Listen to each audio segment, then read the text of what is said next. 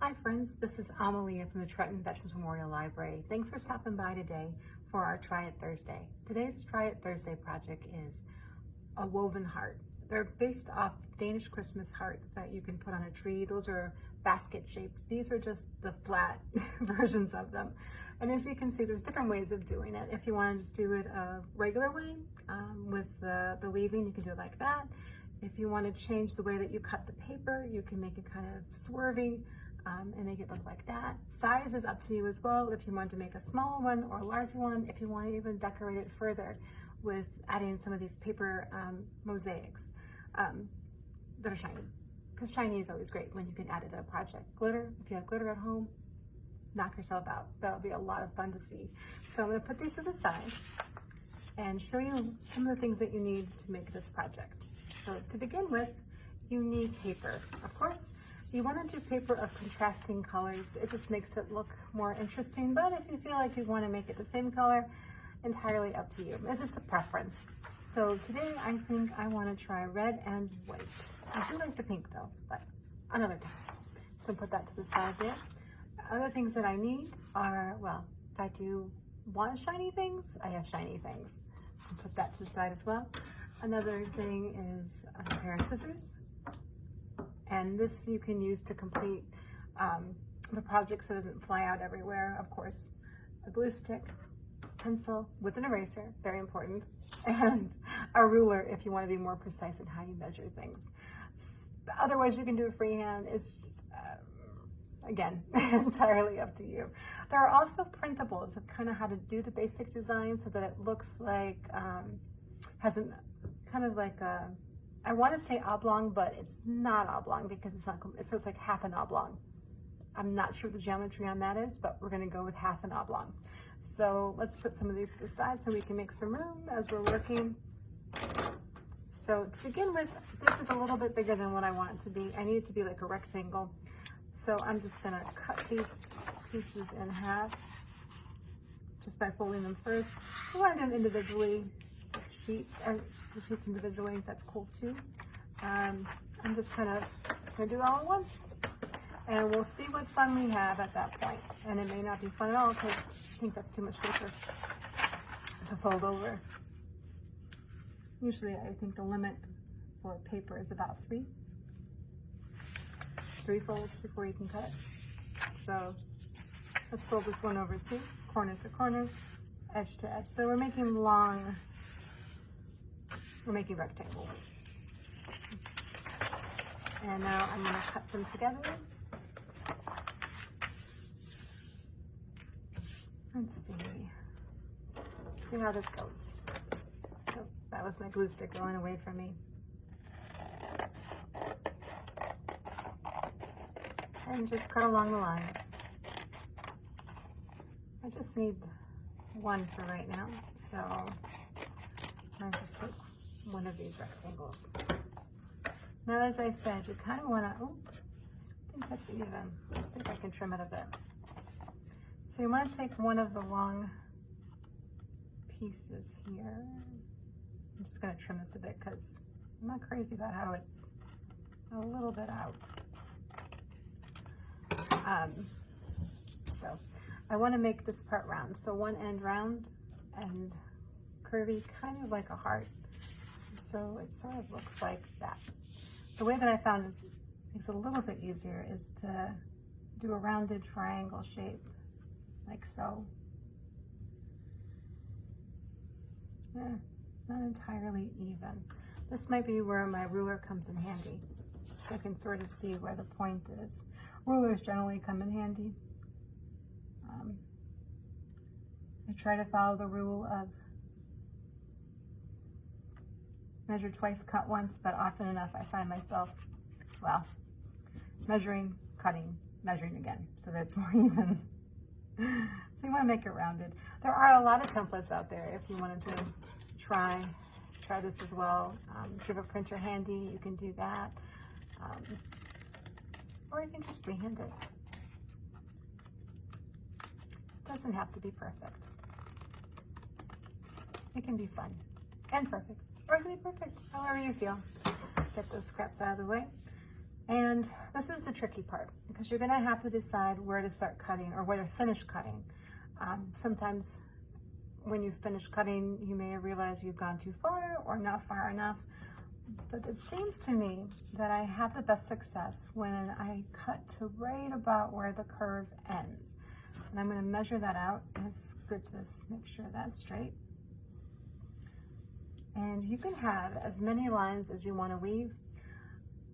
And you can make them squiggly, you can make them straight, you can, make a different shape. I've seen a lot of really cool ones incorporating a design so it looks like a tree or it looks like a heart on its own. But I'm just going to do a plain straight one. So let's see, how many lines do I have going across here? It's 4.5. Let's try 1 1/4. 2 1/4, 3 1/4. Oop, that's not a quarter. Right, that is a quarter. So it's gonna look like this. I'm gonna go straight down. Try a light one so you can erase it. You know what? I think I might want to make this one squiggly. So I'm just gonna make it wavy. As long as the line continues to the bottom, it's fine. And I'm going to do this one straight. And I pushed over the other edge, so there we go. And we're going to cut all the way to the line where it ends. So I have about 4 flaps to work with.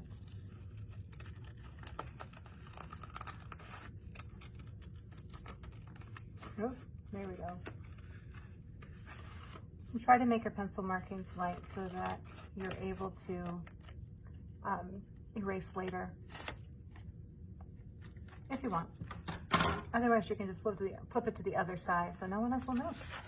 I'm certainly not going to tell them.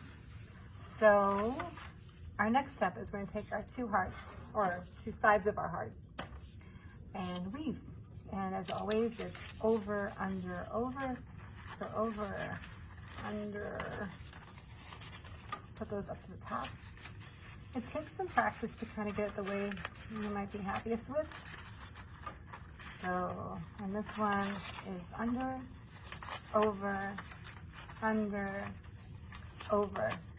The great thing about weaving is it teaches you a lot of sequencing, not sequence, sequencing. Oh, I made a mistake there, but I can fix it. Let me go under, because I went over by mistake. And here we go. Let's get that heart in a better spot. So we're going to go over, up, over, under, over, under. And if you decide to, you could always just do 3. You could do 1, whatever makes you happiest. This does not make me happy though, unfortunately, because I just realized that it's going a little bit too far down. But that's okay. I can fix it in just a minute. So over, under, over. And there's my heart-ish shape. I don't think I cut enough. So I'm going to go back through it and cut it a little bit more. This is the part that I was talking about where it's cut once, measure twice. Oh, you know what I think I did? I think I did it the wrong way. So I'm going to go over, under, over, under-ish. Let's see if this makes a little bit make more sense. Nope, I think I ran into the same problem.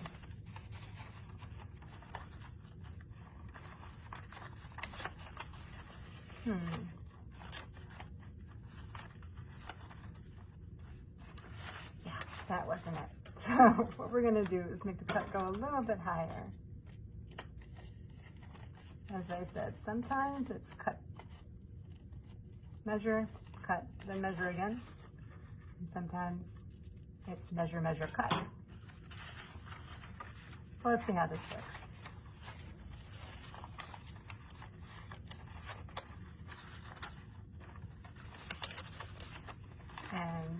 gotta make sure all of our folds, all the flaps go where they're supposed to go.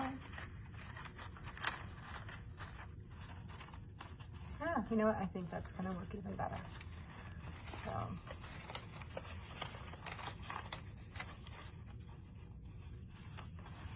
Over, under. Yep, I think that was the fix. Under, over, and then over, under, just like that. Ta-da! A heart. This is the side that I might want to give somebody because there's no pencil marks on that side. What you also want to remember, oops, daisy, did I get that? Yeah, that's so good. See, I fixed it, or I fixed it. And what you want to do is, oh, it's got a nice little swirl there too. And then what you want to do is glue down the ends. You can use a craft stick or regular Elmer's glue, what have you, white glue.